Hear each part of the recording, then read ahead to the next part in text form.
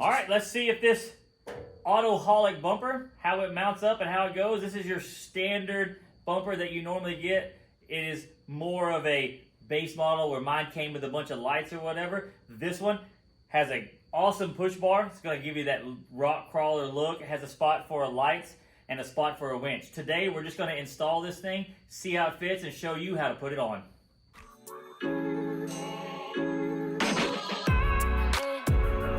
All right, I got my buddy Mark here. This is his truck. He is definitely way cooler than mine. He's got a big lift, king shocks, and it is your normal, can go anywhere but goes nowhere but the road. Right? Absolutely. Absolutely.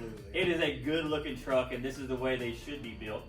So we wanted to fix up the front end, make it a little bit more off-road worthy, and that's what we're going to do. We're going to put this bumper on. And you haven't done much off-roading with this yet, have you? No. Not yet? Not for lack of wanting to, just where am I going to do it around here? Exactly. So that's the plan. We're going to put this on there, and then this is my way of coaxing him to go off-road and see if we can't tear this beautiful thing up. So let's do it. Let's do it. All right, first thing we got to do, let's get this black cladding off of here. This is going to expose everything we need to remove underneath it.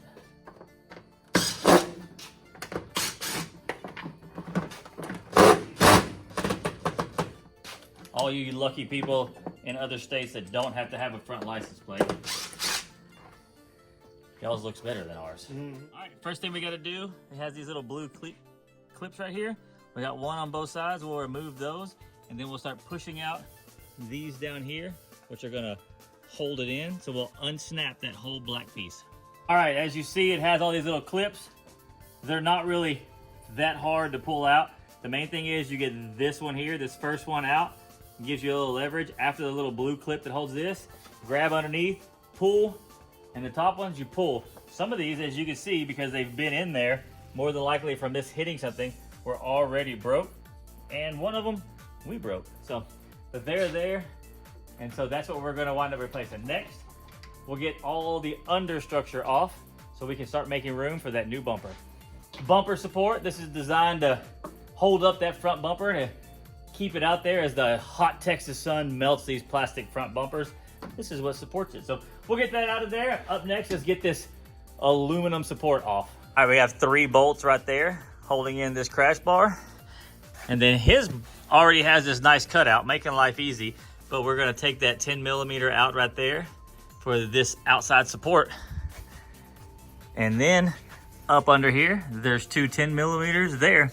We'll see if we can't fish his out through this side. If not, we'll make a cut right here and right here to get this out of the way and fish that piece out. Up next, we have to take this power steering cooler. There's a 12 millimeter bolt here, if it will focus, which it won't, but you can see it through there. And then there's one behind right there. We're gonna take those loose. And in here on the top of the frame on the passenger side is another bracket that holds those power steering lines. We're gonna loosen that and remove that 12 millimeter bolt. All right, I put that bracket in there, show you where the bolts go. It bolts on the back, those bolts go in, and we'll push it in and get that installed and make some room. All right, guys, time to put this bull bar on. We're using these cap head bolts, blue Loctite, obviously. And I don't really know what else to say about it. It's pretty self-explanatory. Perfect. I got it. We go.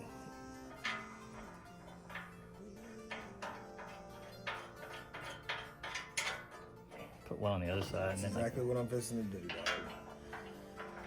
Read my mind. I like this bar on here. Pretty cool, isn't it? It looks good. That fucker will stay there now. All right, we've got it mounted up there. As you can see, this bumper, he's got this part already clearance for these big meat tires. But what we'll do, we're gonna measure this, make sure this clears. We need to make sure all of it is not held off. Part of it is held up right here. Nothing wrong with the bumper, it's just that we haven't cut enough off. We are going to inch back at this so we can tell you exactly how much you need to. The instructions said we're supposed to come all the way here to this edge. Looks like we're gonna have to. So we'll get the truck lowered down. We'll take some measurements, take a good look-see at it, how we wanna do this moving forward, and We'll show you as soon as we get it marked up. Per the instructions, you go to the edge of this lip right here and 20 millimeters past. The nice thing about blue painter's tape, it's right at 20 millimeters. So I did check it and make sure, because I thought it is right at 20 millimeters. So what we're gonna do is we're gonna come down this line right here at this, right the edge of this blue painter's tape, come down, and we're gonna follow the lines right where the instructions say and cut all that back right there. So nothing left to do but to do it.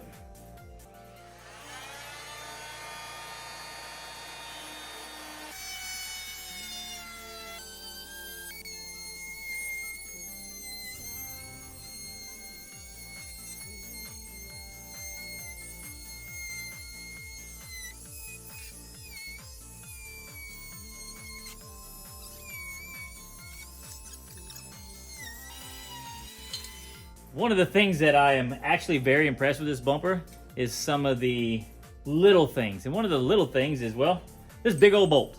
This big bolt right here is this bolt here, it's a 10.9. That's right. It is equal to a grade 8 standard. So this is good equipment. This is good hardware. One of the biggest gripes, if anybody who watches my channel knows, I hate those cheap Chinese 8.8 hardware, because that's like grade 5 standard. So this is good hardware. And the cool thing about this big bolt that's good hardware is it goes right through here, through the frame, and adds just a little bit more, I guess you'd call it structural rigidity, to be able to pull. So if you are putting a bumper on like this one and you're going to be attaching a winch to it, make sure it comes with this and has the, I guess you call it the holes drilled and everything to be able to bolt this in. The easiest way I found is you're going to reach through here, feed it through, and it goes right through there. Comes with a nut, another good hardware bolt right there, and we'll get that tightened down. Now obviously this is through an open channel.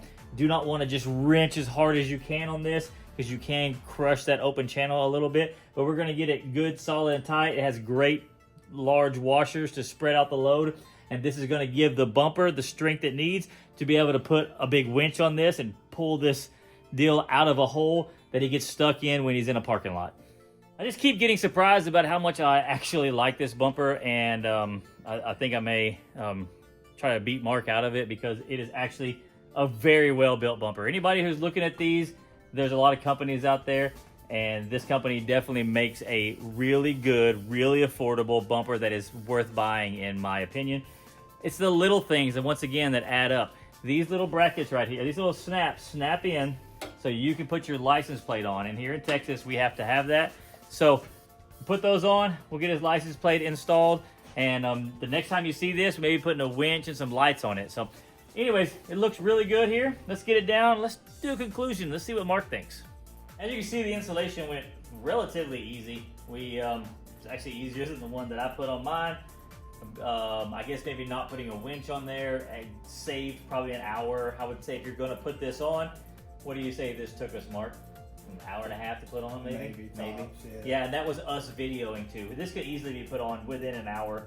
Add an extra hour to that if you're going to either wind up wiring in a winch or lights for this, which that may be something we do here in the future. But I mean, it is absolutely solid.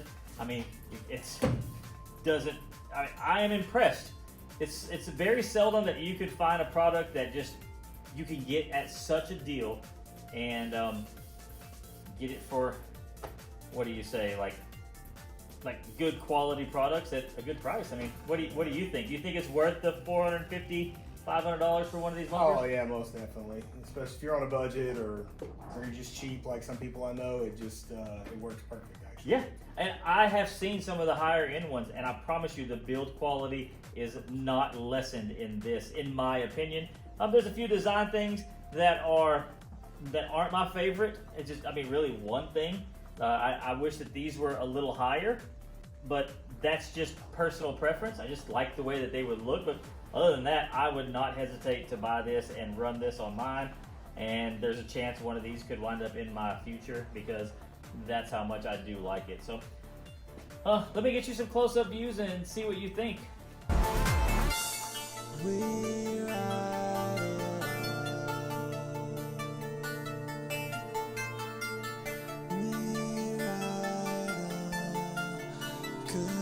Thanks